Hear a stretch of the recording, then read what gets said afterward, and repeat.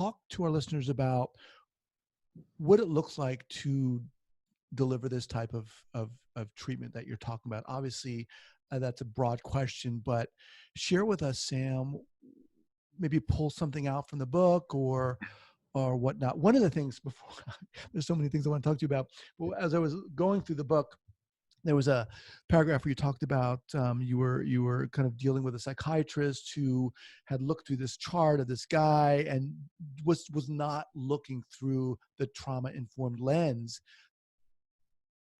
Talk a little bit about that. Yeah, for sure. I was talking about a situation, as many of us who are clinicians have, where you're working in an interdisciplinary team environment. Um, and a psychiatrist essentially had diagnosed this patient I was working with conduct disorder. And, in my opinion, that's a really heavy diagnosis to put on somebody, particularly when you're not doing a full, like, psychosocial history.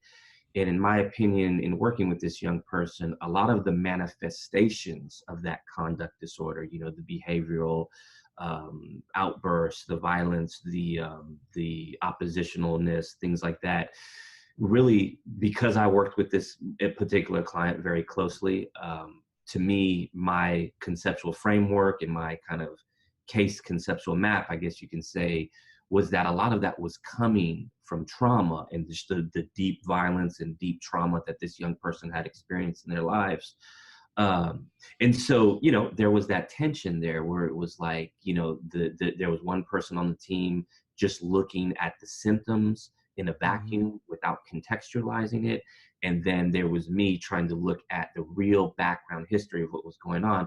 And again, and that's one of the things that I think is another, at least on the clinical side for psychologists and marriage and family therapists and social workers and licensed professionals, it's like we are trained to look at the context of what's going on. And if you don't do that, then I would argue you're not looking at it through a trauma-informed lens. Not that every symptom comes from trauma. I'm not trying to say that. I'm not trying to make a blanket statement, but particularly with this client, it really felt like it did, based on all my training, based on my work with this young person, based on my research. And, again, I just, in my opinion, I think the diagnosis of conduct disorder just holds a lot of weight to it, because as you know, and probably as a lot of your listeners know, that tends to transform from a person who's under 18 to when they traverse into adulthood to antisocial personality disorder, which is also a very heavy diagnosis, so not looking at those contextual factors. That's why I wanted to write about that experience in the book. It's like we're caught in these scenarios all the time in these interdisciplinary teams where we may have a difference of opinion and a difference of expertise with somebody we're working with. And what do we do? How do we deal with that?